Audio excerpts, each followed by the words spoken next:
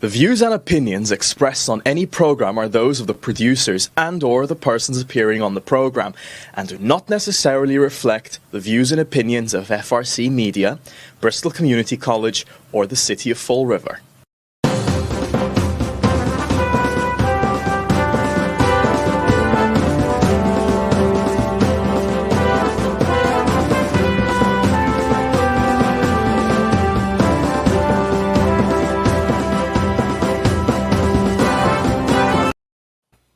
Well, hello. Welcome to Spindle City Straight Talk. I'm Chip. And I'm CJ. And it is Wednesday in the Riv after a furious, fast and furious City Council meeting. Plus, we have other important information to part to today. And we're going to start with that before we get to the City Council meeting, because the City Council meeting is going to eat up a lot of time. First off, the mysterious list. The list of people that the mayor has appointed to his ARPA committee. That is the committee to make recommendations for the spending of the government money for COVID that we received, the $34 million we received this year and the $34 million we received next year. Carl Hetzler, Ken Fiola, Chair, Paul Coogan, Tim McCoy, Mary Sahady, Mike Dion, Paul Furlan, that's from the water department. You know the guy who loves to raise your water and sewer rates? Mm-hmm. Natalie Mello, Mike Sullivan from the Chamber of Commerce, Aaron Tetrault, who's a pawnbroker, Jim Kerry, Chris Peckham, our city councilor, and Tanya Rock. I don't know who she is, and I'm not sure who Jim Kerry is. Wow. But we have an allegation that this meeting had Ken Fiola turn around and say, do not be conservative on spending this money. You need to spend this money. The federal government will not come out and audit this money because they're not going to audit $2 trillion. And if they do, money will be spent and will be gone, and you won't have to worry about it. Isn't that lovely? What a way to run your business, huh? No wonder we have such a problem in Fall River. Corruption starts right at the beginning. Well, if that's true, it's actually criminal. He is actually recommending the misappropriation of these funds, because it's obvious when you listen to the names that every one of them has a personal agenda. Correct. And isn't it ironic that the Chamber of Commerce, like they used to at budget time, always come up, or tax time, to talk about getting lower taxes, but they constantly fight against increases in minimum wages, and they don't care really about the worker. So all these people, fundamentally, except people like Chris Peckham, who's there because of he's coming from the city council.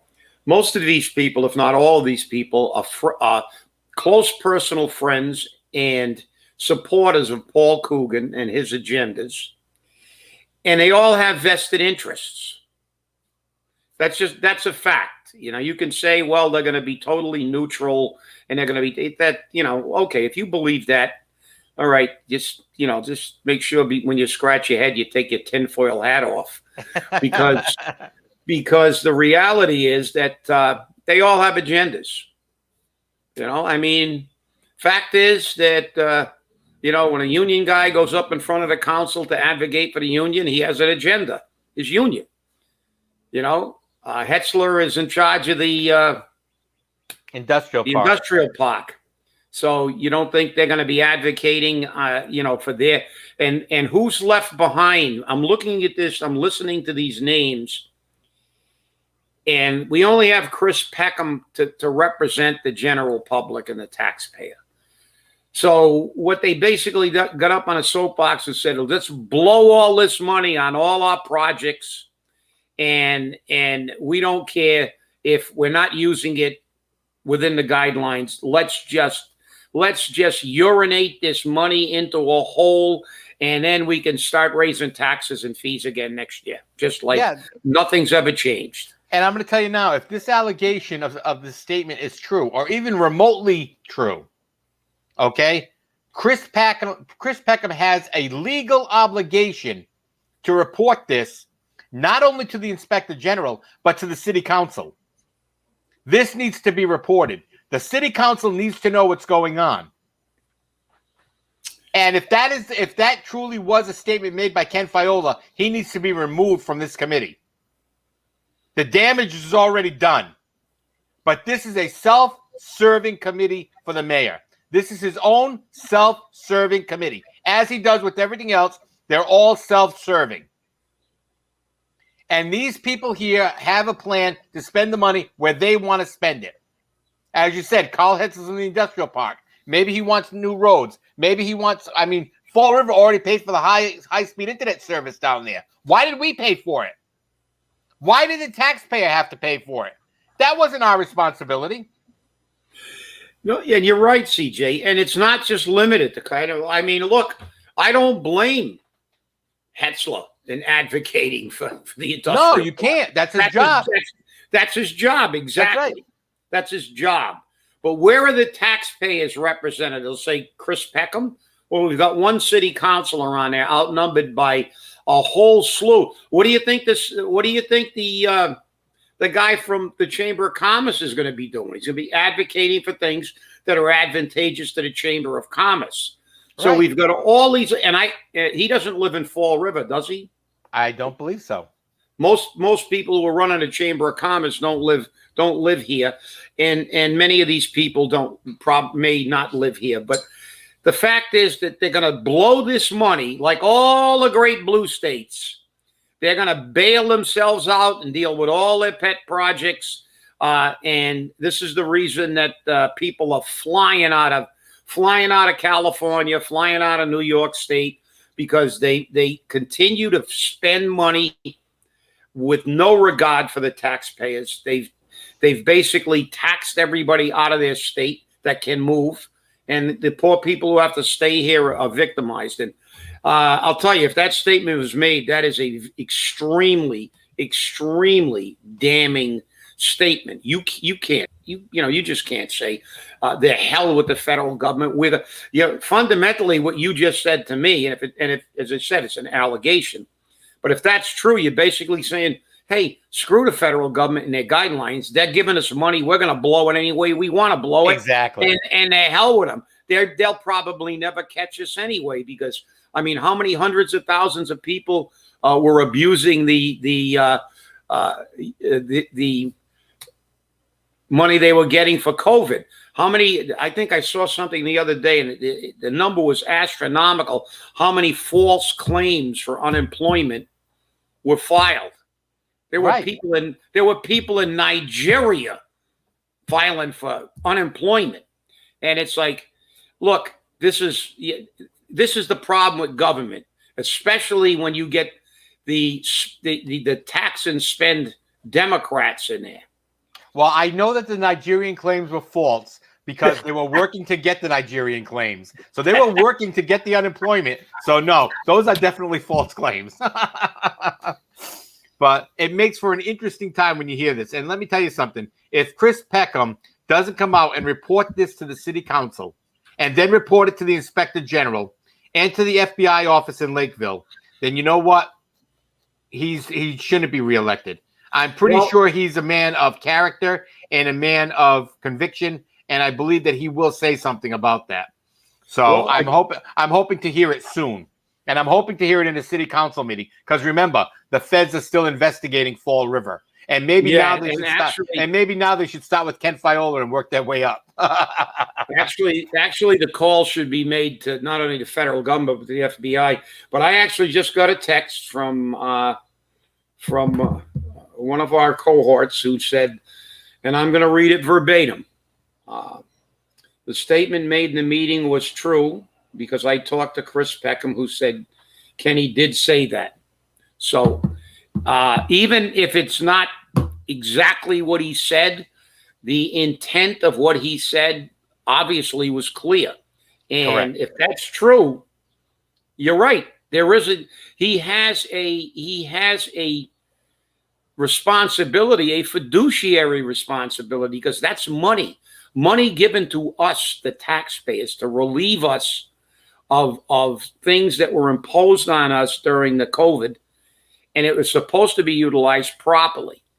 And as a city councilor, above all, who are the fiduciaries, because they're the ones who approve all expenditures and things like this. Now they're going to get somebody trying to circumvent the process because it's Fed money, and they're going to have their own little committee, and then they're going to bring it before. Look, you're right. Chris Peckham, in my opinion, does have an obligation to report this, because this is public malfeasance. This is they basically said, we don't care how we apply it. We'll do what we want to do with the money, which is misappropriation of government funds. It's that simple. There's no debate here.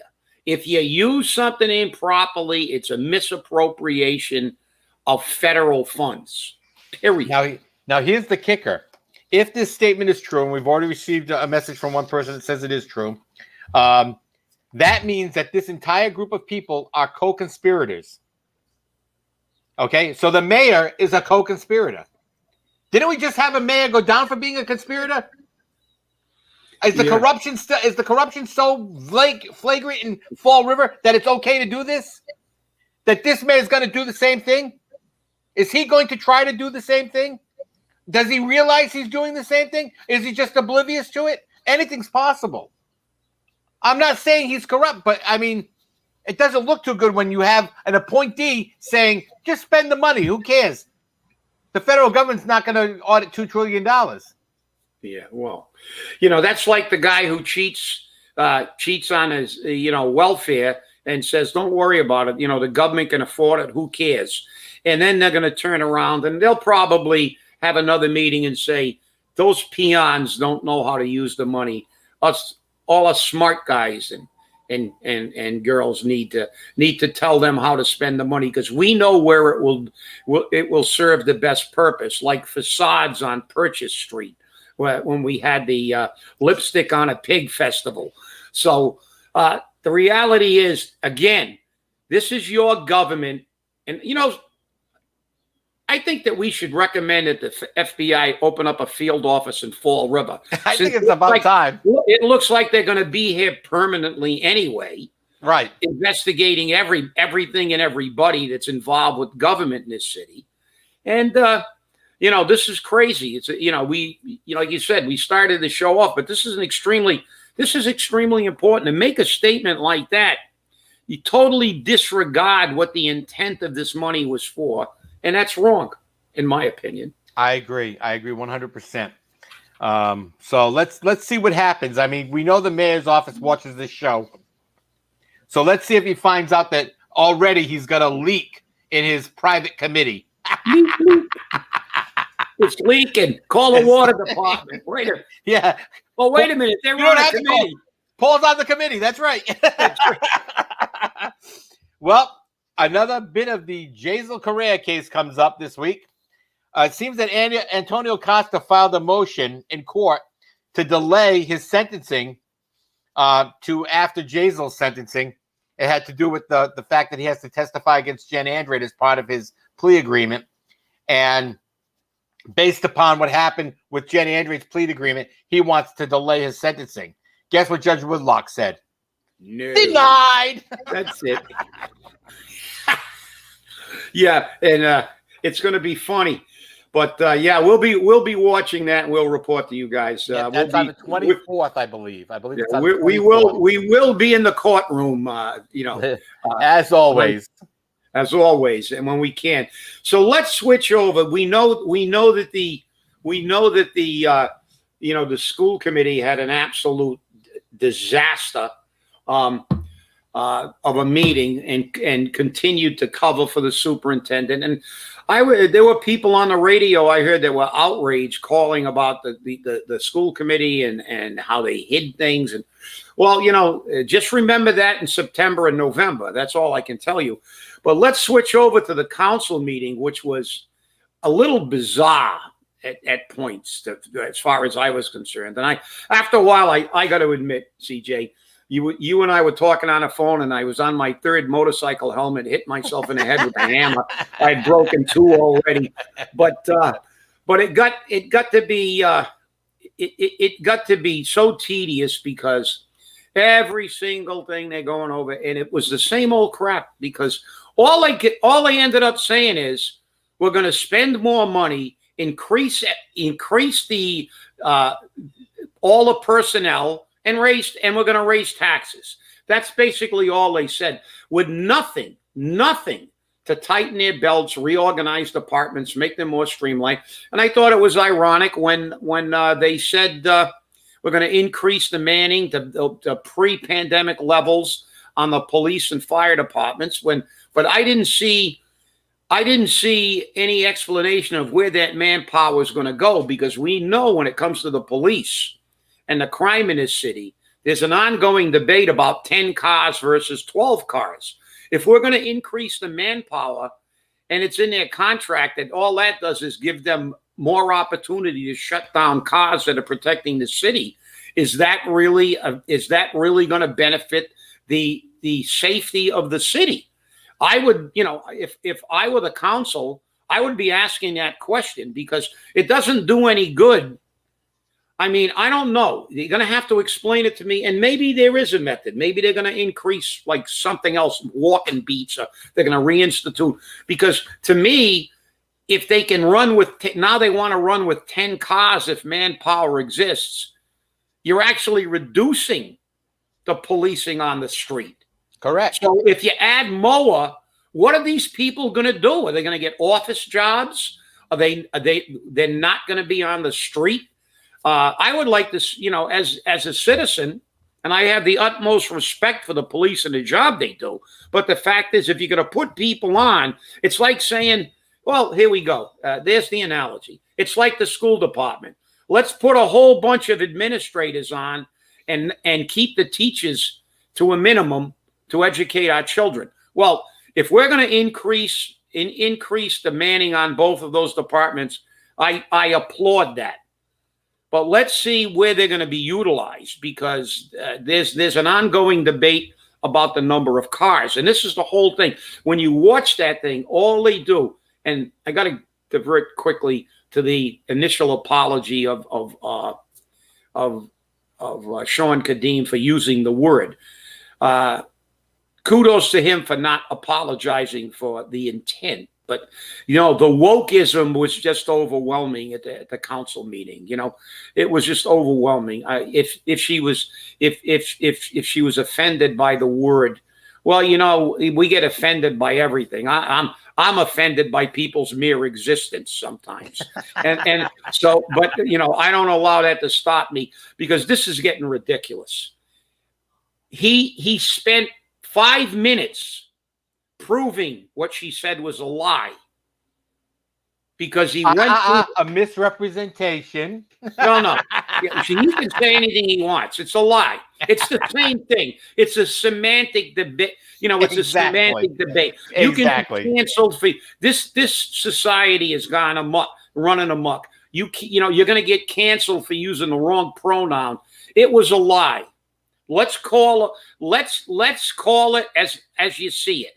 So you tell me the difference between a lie, a mischaracterization, and any of that. I tell you what, all our viewers, let's all set up a new dictionary for words that don't hurt anybody's feelings.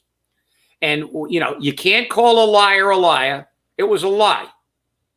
It was a lie. She knew that there were transfers during the year, and basically Sean Kadim went through every one of them. So while I applaud the fact that he didn't back off the fact that he was correct, I'm very, very disappointed in his wokeness. Stand by your guns. Many years ago, I remember Dan Robillard was thrown off the Disabilities Commission because he called and left a very, let's say, aggressive and vitriolic message on then State Representative Dave Sullivan's answering machine, but he stood by it. He was calling him to give his personal opinion of his performance as a state rep, but because he was on the Disabilities Commission or something, and I think he mentioned that, he wasn't happy with him. But he stood by his guns. He said he was called in by the mayor, and he said, I stand by my statement. I think he was an absolutely awful state rep, and I stand by it. I'm not going to retract it, and that's the way it is. And they threw him off the committee. And you know something? He didn't care. You know, that was whether you want to call it a mischaracterization, an over-projection, an under-projection, come up with the entire dictionary. This is getting ridiculous. It was a lie. Just like the 8% was a lie. She knew it knowingly. It's a lie when you know it. If you don't know it and you just made a mistake, it's a mistake. But when you know it's 5.7%, you say 8. When you know it's 40 million and you say 45, when you say there was never a transfer made and you know it because you made the transfers, it's a lie. Yeah. And that's all I got. You know, because that's what really it started me off breaking a helmet in the first 5 minutes of the meeting. Well, you've got to give the city council credit last night because they turned around and they said, "Well, Miss Sahady, go get us the numbers," and they recessed. It was supposed to be for 5 minutes and ended up taking 25 minutes. Yeah, but she had to make them up. I guess so. Hey, we've got a couple of messages here from our viewers, and somebody says, I'm offended when she doesn't have the numbers or the information when the council asks questions, and we hear, "I'll get back to you." And last night they didn't tolerate that. Last night they turned around and said, "Nope, get us that information now." And you can't blame them. That's the way it should be. Get us that information when we're here. If Bob Connors could do it and Jim Smith could do it, why can't she? Why can't she? Because she's not the city administrator.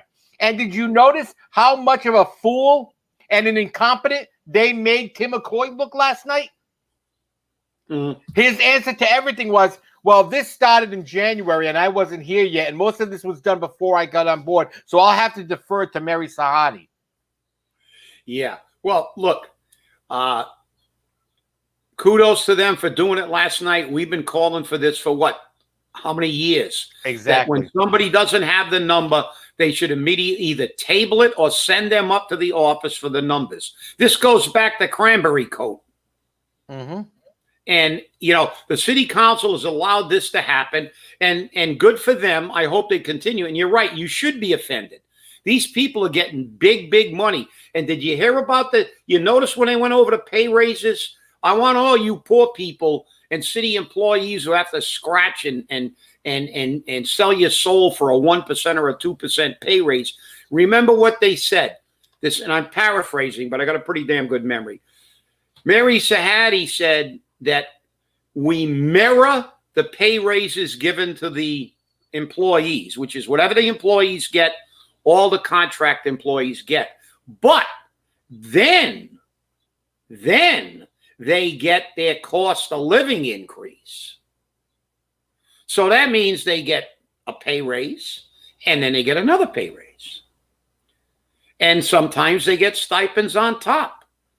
And as we were discussing yesterday, it's not always just on the CPI, it's the CPN. So they get more than everybody else for doing less. So taxpayer and city employee, remember, that was a long hidden secret that most of these high level contract employees have automatic pay raises. And let me explain something very quickly, and then CJ can jump on this thing. A cost of living raise is the best thing in the world to have. That's why they never give it to employee unions. I always asked for a cost of living raise for firefighters, and we forego any pay raise forever. Just give me a cost of living raise. Because what happens is, like now, we're looking at inflation. Inflation is beginning to, and we may have really massive inflation. And if that's the case, you're not going to get a big pay raise. They're going to say, we're running out of money. Everything costs too much. But guess what? In an inflationary cycle, people with a cost of living raise get more money. Exactly. They get more money because the cost of living is what they base the raise on. And the higher the cost of living, the higher pay raise they get. So when everybody else is getting 0, 0, and 0 because you're paying $9 for a 2x4 and $27 for a loaf of bread, they're going to get a big giant raise. It's not going to be 2%, 3%. It's going to be 7, 10. I've seen 11% cost of living raises at times in the old days when we had massive inflation. So they are insulated from this because they're going to keep up with the cost of living. Exactly. And the thing is that I want to make it very clear to people, the cost of living increase that they're putting in their contracts is not the same type of cost of living increase that you get on Social Security or from the federal government. That cost of living increase removes fuel, energy costs, everything that's expensive. It removes it from there. Okay. And I think it even removes food costs. So there's not a lot left for cost of living increase. That's why they get what's called the CPI-N, which is the gross. That's the entire amount. Everything. And it's huge. And it will be huge. And it's gonna really cut in to the city budget when this happens. What needs to happen is this mayor needs to grow up and either resign or turn around and say to these people with their contracts, okay, we have to have some contract renegotiations because we can no longer afford this. The taxpayer can no longer afford this. We're going to hit them with a debt override next year. They're not going to be able to afford it. If they can't pay their taxes, we can't pay our bills. And that's exactly what you have to remember. If we can't pay our taxes, you can't pay your bills. And what are you going to do with a whole bunch of homes and properties on the tax rolls? It's not going to be easy. So remember that, Mr. Mayor. Mr. I want to give my friends nice, expensive paid jobs. I want to give them cushy jobs. They do nothing. I want to make them give them 3 jobs in one, give them an extra stipend for that, and let them violate the law when they not only write the contract, they approve the contract, and they fund the contract. Nothing like signing your name a couple of times on the same piece of paper. And yes, we have proof of that. So remember, Mr. Mayor, you're not only being watched by the federal government, you're being watched by us. And that's why you don't like us and you think it hurts us so much that you wouldn't send us your press releases. It doesn't hurt us. We get them anyways. So that should tell you a lot more than you want to know. Oh, that's so true, CJ. It reminds me of the old days when I was looking over the contracts before they were getting their CPIs. Sharon Skeels, you remember her, personnel director? Yes, I do. And the year that we found like a couple $1 million in their account that was missed, that they said they forgot it was ours and it was theirs, and we got our holiday at no cost to us. They were paying us money and we got almost a year premium reduction in 3 free months, and an $18 premium reduction for the remaining 9 months. In her contract, she got an automatic 5% increase every year if her performance was satisfactory. And then listen to this one. She got an additional 5% on her adjusted base, which gives you the multiplier principle. So it's actually more. She got an additional 5% for outstanding performance. And the year that she testified under oath, she totally screwed up the healthcare, took all the responsibility for putting the money in the wrong place and keeping it there and not knowing it was there. She got a 5% outstanding performance bonus in addition. So she got like almost 11%. Well, that's what happens when you throw yourself on a sword. That's what happens in government. The more that if you can't do your job, you get 5 assistants and a pay raise. That's it. Oh God, it's hurting. It's really beginning to hurt. I'll tell you, this city just never ends. It never ever ends.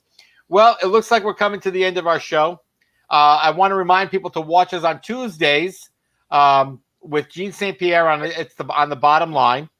And, we have a good time on that show. It's an hour long and it's unfiltered. Unlike our show here, we have to watch our language. So remember, keep us in mind when you watch us on any platform. And remember, watch us on YouTube Live. Thanks for watching. Have a great day. Stay safe. Stay angry. Hold your politicians accountable. Thanks for letting us in your home. Bye-bye. Hold their feet to the fire.